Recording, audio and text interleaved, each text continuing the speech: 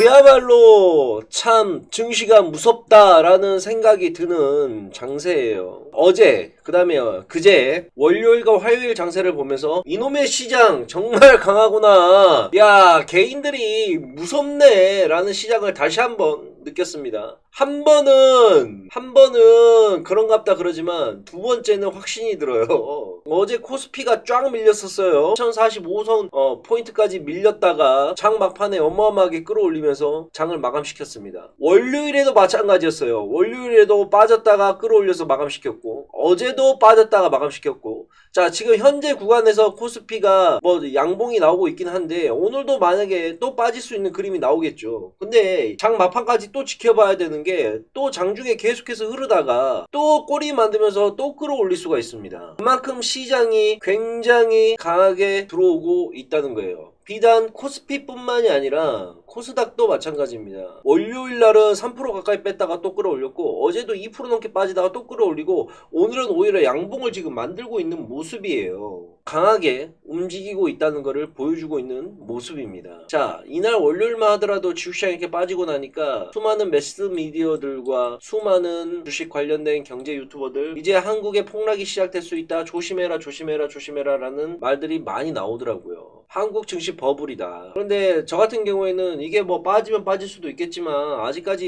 이거 빠지는 거는 혹시나 빠진다 하더라도 당연하게 빠지는 구간이기 때문에 여기까지는 괜찮다라고 봤었는데, 어찌됐건 계속해서 지수가 끌어올리면서 꼬리가 만들면서 지금 오늘은 또 양봉을 만들고 있는 모습이에요. 뭐 물론 이따 오후장에 또 빠질 수도 있겠죠. 빠지고 나면 또 어떻게 반응을 할지 또 지켜봐야 되는 모습이 나올 겁니다. 지금은 우리가 생각하는 폭락의 장세는 안 올 수도 있겠다라는 생각을 제가 많이 하고 있어요. 우리가 기다리는 조정과 우리가 생각하는 폭락은, 그래서 지금 당장 위험한 구간이니까 너무 많이 올라왔으니까 현금화를 시켜야 된다라는 거는 저는 아니라고 봐요. 아직 충분한 시간이 있는 상태이고, 이 충분한 시간 동안 시장을 좀 더 지켜보면서 대응을 해야 되는 게 맞다고 저는 생각을 하고 있습니다. 일단 국내 코스피와 코스닥 지수는 생각보다 굉장히 견고하게 버텨주고 있는 모습이다. 공매도 관련해서 이제 9시 뉴스에서 나오는데, 3월 15일날 공매도가 이제 다시 실시가 되죠. 3월 15일날 3월 15일날 공매도 찬성론자는 어떤 주장을 펼치냐면, 한국 증시 공매도가 발생을 하게 되면 주가가 적정 주가를 찾아가는 순기능이 나올 것이다. 한국 증시는 지금 버블이니 공매도가 실시가 되게 되면 한국 증시가 제대로 적정 가치에 갈 수가 있는 위치로 갈 것이다 라는 얘기를 하더라고요. 한국의 주식의 적정 가치가 어디 있습니까? 한국의 주식의 적정 가치는 2500포인트면 2500포인트에서 10년간 있어야 됩니까? 코스피 지수가 2500이 적정선이라 그런다면 2500에서 10년간 있어야 돼요? 그럼 우리는 주식을 왜 합니까? 주식을 해야 되는 이유가 뭐예요? 재테크를 왜 합니까? 그러면 금융시장에 우리가 피같은 돈을 갖다가 왜 바치면서 이 스트레스 받으면서 합니까? 적정 가치가 있다 그런다면 불변의 진리로 가야지. 안 그래요? 한국 시장은 그동안 저평가가 돼 있었던 거예요. 제가 봤을 때는 한국 시장은 지금 3000이 고점이 아니라 3000이 기본선이에요. 대한민국 증시는 기본적으로 6000은 갔어야지, 5000, 6000은 가야지만 정상인 나라입니다. 우리나라 수준과 경제적 위치를 봤을 때. 근데 바닥에서 좀 올라왔고 3000 갔다고 이제 3000 넘었으니까 버블이다, 붕괴다, 왜 공포를 자꾸 조장을 하는데. 삼성전자를 제가 저번에도 얘기를 한번 해드렸어요. 지금이 고점인가요 아닌가요? 제가 이걸 어떻게 알겠어요? 지금 이 삼성전자가 9만원이 고점인지 아닌지. 저는 좀 잘 믿겨지지가 않는 게, 주식의 적정 가치란 말을 좀 잘 안 쓰는 편이에요. 주식의 적정 가치라는 게 어디 있습니까? 사람들이 매수세가 몰리게 되면 올라가는 거고, 사람들이 팔면 떨어지는 거지. 물론 기본적으로 지켜야 되는 적정선이라는 게 있지만, 삼성전자가 현재 9만원이 고점인지 아닌지 저는 몰라요. 저라면 이 구간에서 삼성전자는 안 사죠. 좀 더 떨어질 때까지 좀 기다렸다가 내가 원하는 가격 오면 사겠죠. 그게 뭐 8만원이 됐든 85,000원이 됐든. 아니면은 차트가 이걸 보고 이제 사는 것도 중요한데, 차트의 그림을 보면서 하는 것도 있어요. 예를 들어서 삼성전자가 지금 쭉 올라와서 고점에서 이렇게 횡보를 계속하고 있다. 그럼 이 구간에서 한번 들어가 볼만 하죠. 근데 또 빠져서 이렇게 됐다. 그럼 여기서 들어갈 만하고, 차트를 보면서 가격을 어느 정도 예측을 하고, 아 여기서 다시 반등이 나오는구나, 어쩌는구나 체크를 하고 들어가는 자리가 돼야 된다는 거예요.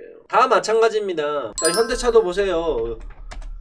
수많은 개인 투자자들이 지금 현대차 차트를 보면서 이거를 지금 사야 될까 말아야 될까, 이게 고점일까 아닐까 고민을 하고 있어요. 지금 제 방송을 보고 있는 2172명의 시청자분들 중에서도 현대차를 지금 사야 되냐 말아야 되느냐라고 엄청난 고민을 하고 저한테 현대차 사도 될까요 어쩌 될까요 물어보십니다. 잘 판단하세요. 이걸 지금 사야 될지 말아야 될지. 저라면 안 사죠. 저라면 안 사요. 왜? 다시 그림 만들어질 때까지 차분하게 기다릴 겁니다. 그때는 안 샀을까? 6월 달에는 용재형이 현대차 기아차 보라고 했을 이 6월 달에는 왜? 이때는 관심이 없거든. 종목이 올라올 기미도 안 보이고, 이때는 진단 키트들 관련된 종목들이 미친듯이 나가니까 그것밖에 안 보여. 현대차 기아차 아무도 거들떠 보지도 않아. 나 혼자 말했어. 현대차 기아차 보라고. 가격이 너무 좋다고. 월봉 차트를 봤더니 현대차가 바닥을 찍고 있어요. 이때 사더라도 지금은 아니에요. 현대차 사더라도 가격 좀 더 떨어지고 차트 그림 만들고 나서 천천히 사도 돼요. 오늘 내가 이걸 당장 사지 않는다 그래서 해당 종목이 없어지거나 도망가지 않습니다. 지금 이거를 사냐 마냐가 중요한 게 아니에요. 사고 싶으면 사세요. 25만원에 사놓고 좀 기다려. 좀 빠져? 그러면 또 22만원 잡고 20만원에서 잡고 손절가 19만원까지 보고 분할 매수 한번 해보세요. 차분하게. 뭐 현대차가 없어지거나 사라지지 않는 종목이니까.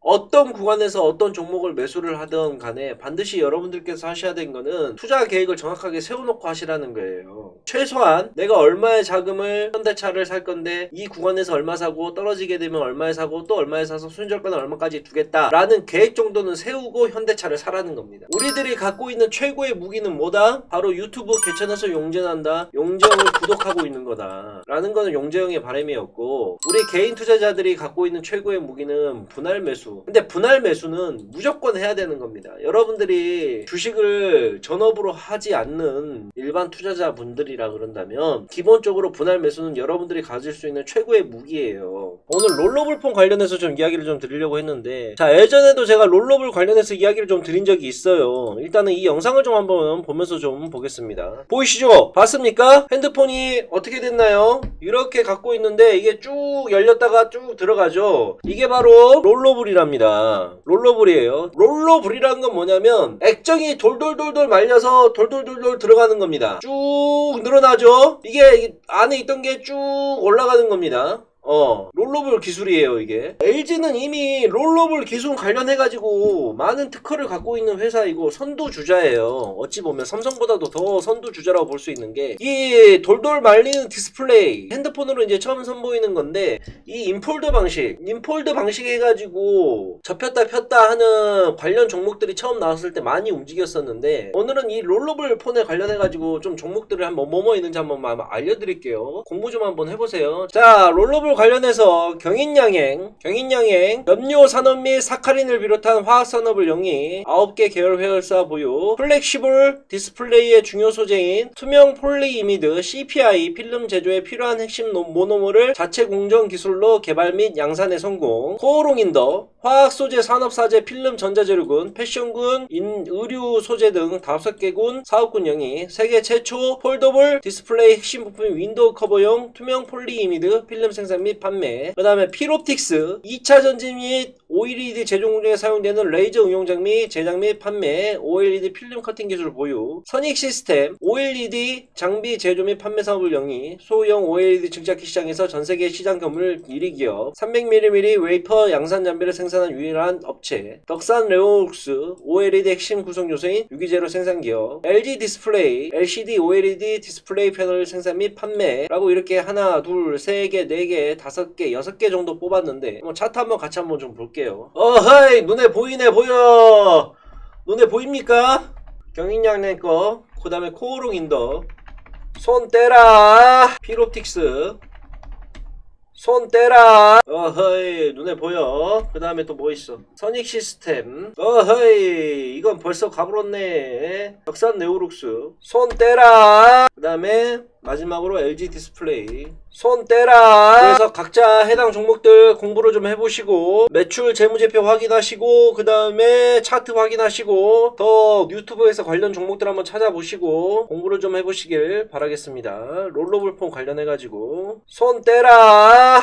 지금 사라는 게 아니다. 손 떼라. 공부를 해보고 본인이 땡기는 걸 사라고 한 거지, 지금 용재형이 사라고 하지는 않았다. 손 떼라. LG 롤러블 폰은 시장의 혁신이 될 거라고 생각을 합니다. 국내에서 처음으로 이제 나오는 롤러블 폰이기도 하고요. 아직 삼성에서는 롤러블 폰 관련된 출시 모델이 없어요. 아직 안 나와 있는 상태입니다. 결론부터 얘기를 한다 그런다면 저는 지금 당장에는 삼성과 현대차를 사지는 않을 것 같습니다. 왜?